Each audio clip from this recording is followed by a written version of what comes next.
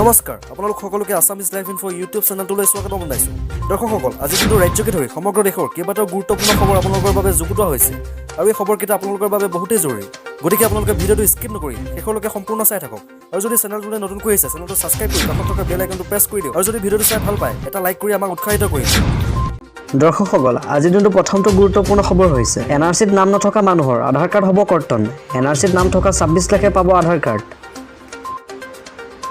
আমাৰ হাতত আহি পৰা তথ্য অনুসৰি খানাপাৰাস্থিত অসম প্ৰশাসনিক পদাধিকাৰী প্ৰশিক্ষণ মহাবিদ্যালয়ত অসম শক্তি বিভাগৰ মন্ত্ৰী অতুল বৰাৰ নেতৃত্বত সদৌ অসম ছাত্ৰ সন্থাৰ নেতৃবৰ্গৰ মাজত অনুষ্ঠিত হয় এক গুৰুত্বপূৰ্ণ বৈঠকত মন্ত্ৰী অতুল বৰাৰ লগতে মন্ত্ৰী পীযুষ হাজৰিকা মন্ত্ৰী কেশৱ মহন্ত আৰু যোগেন মহন্ত উপস্থিত আছিল আনহাতে সদৌ অসম ছাত্ৰ সন্থাৰ মুখ্য উপদেষ্টা সমুজ্জ্বল কুমাৰ ভট্টাচাৰ্য সভাপতি দীপাংকনাথ উপস্থিত আছিল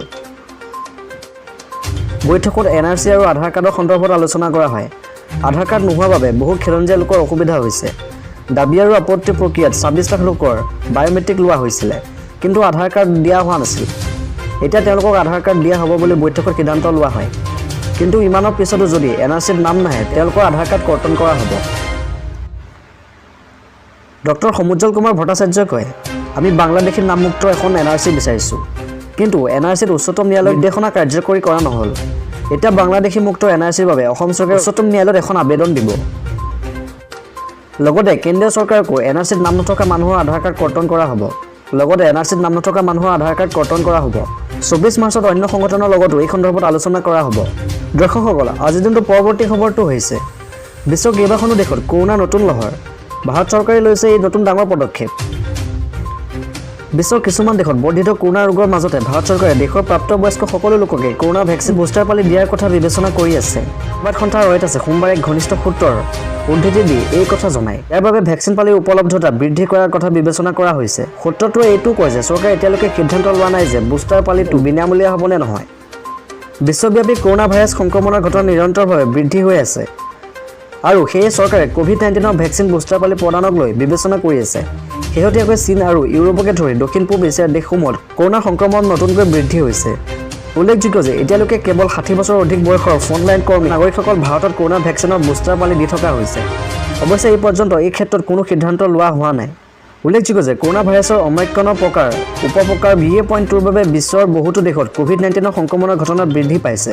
স্বাস্থ্য বিশেষজ্ঞসকলে এইবিধ ভেৰিয়েণ্টক অধিক সংক্ৰাত্মক বুলি বৰ্ণনা কৰিছে অৱশ্যে ইয়াক ইমান মাৰাত্মক নহয় বুলি কৈছে ভাৰততো বহুত চিকিৎসকে কৰোনাৰ চতুৰ্থ ঢৌৰ আশংকা প্ৰকাশ কৰিছে দৰ্শকসকল আজিৰ দিনটো আন এটা খবৰ লৈ আহিছোঁ পাঞ্জাৱ বিধানসভা নিৰ্বাচনত একক সংখ্যাগৰিষ্ঠতা লাভ কৰাৰ পিছত আম আদমী পাৰ্টিয়ে এতিয়া দেশৰ আন ৰাজ্যতো সংগঠনৰ প্ৰসাৰ কৰা আৰম্ভ কৰিছে বিশেষকৈ এই বছৰ বা অহা বছৰ নিৰ্বাচন হ'বলগীয়া ৰাজ্যসমূহত বিশেষ নজৰ দিছে দলটোৱে দলৰ ফালৰ পৰা বৰ্তমান 9খন ৰাজ্যত দলৰ সম্প্ৰসাৰণ প্ৰভাৰী আৰু সংগঠন লোকৰ নাম ঘোষণা কৰিছে এই ৰাজ্যসমূহৰ ভিতৰত দক্ষিণ ভাৰতৰ ৰাজ্যও আছে দলৰ ফালৰ পৰা 9খন ৰাজ্যৰ পদাধিকাৰী নিযুক্তিৰ তালিকা জাৰি কৰিছে এই 9খন ৰাজ্য হৈছে অসম ছত্তীশগড় গুজৰাট হাৰিয়ানা হিমাচল প্ৰদেশ কেৰালা পাঞ্জাৱ ৰাজস্থান আৰু তেলেংগানা উল্লেখযোগ্য যে পাঞ্জাৱৰ বিধানসভা নিৰ্বাচনত আম আদমী পাৰ্টিয়ে 117খন আসনৰ ভিতৰত 92খনত জয়লাভ কৰিছিল এই জয়ৰ পিছতে এতিয়া দলৰ বিস্তাৰ কৰাৰ কামত গুৰুত্ব দিছে দলটোৱে বৰ্তমান 9খন ৰাজ্যত নিজৰ দলৰ বিস্তাৰৰ ওপৰত অধিক গুৰুত্ব দিছে পৰৱৰ্তী সময়ত আন ৰাজ্যতো কৰা হ'ব দৰ্শকসকল আন এটা খবৰ লৈ আহিছোঁ শিলচৰ সদৰ আৰক্ষী থানাত অঘটন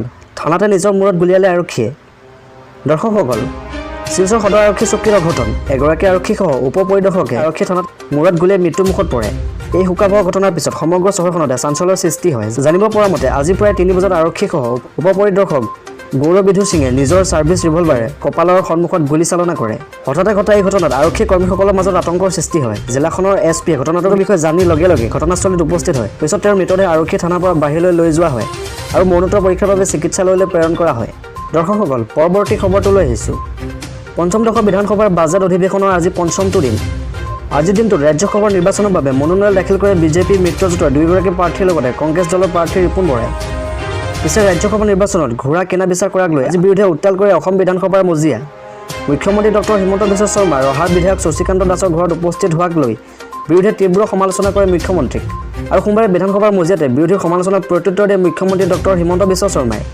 মুখ্যমন্ত্ৰীগৰাকীয়ে কয় যে বিজেপি মিত্ৰজোঁটৰ হৈ 2খন মনোনয়ন দাখিল কৰোঁ ৰাজ্যসভাৰ দুয়োগৰাকী প্ৰাৰ্থীৰ মাতৃ সন্তান আমি নিশ্চিন্ত অসম বিধানসভাৰ বিধায়কসকলে ভোট দিব দুয়োখনে জয়লাভ কৰিম 43 বুলি কোৱাটো তোৱালৰ আগত থিয় হৈ থকাৰ দৰে কথা সংখ্যা আছেনে নাই বেলতহে হ'ব মুখ্যমন্ত্ৰী ডক্টৰ হিমন্ত বিশ্ব শৰ্মাই আজি AYUDFৰ বিধায়কসকলক বাদ দি আন সকলোকে আন সকলো বিধায়ককে বিজেপি প্ৰাৰ্থীৰ পক্ষত ভোট দিবলৈ আহ্বান জনায়।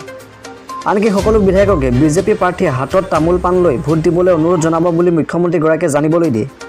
এই সন্দৰ্ভত মুখ্যমন্ত্ৰী ডক্টৰ হিমন্ত বিশ্ব শৰ্মাই কয় যে সকলো কংগ্ৰেছ বিধায়কে আমাক ভোট দিয়ক, আমাক AIUDFৰ ভোট নালাগে। টিভি মাধ্যমেৰে সকলোকে টেলিফোন কৰিও ভোট বিচাৰিম। লগতে মুখ্যমন্ত্ৰীয়ে কয় যে বিধায়ক এজনে সিদ্ধান্ত ল'ব ৰিপুণ বৰাই কি কৰিলে বা নকৰিলে। এয়া যদি কোনোবাই চিন্তা কৰে তেওঁ ঘোঁৰা নেকি? চিন্তা নকৰা বিবেক নথকাজনেহে ঘোঁৰা। অসমৰ বিধায়ক বিবেকবান ঘোঁৰা নহয়। এইবুলি মন্তব্য কৰে ডক্টৰ হিমন্ত বিশ্ব শৰ্মাই। দৰ্শকসকল, আজি দিনটোৰ আন এটা খবৰ লৈ আহিছোঁ। কিয় বাৰে বাৰে মুখ্যমন্ত্ৰীলৈ ফোন কৰিছে কংগ্ৰেছ প্ৰাৰ্থী ৰিপুণ বৰাই? বিধানসভাত মুখ্যমন্ত্ৰীৰ মন্তব্যক লৈ চৰ্চা। ৰাজ্যসভা নিৰ্বাচনক লৈ গৰম ৰাজ্যৰ ৰাজনীতি।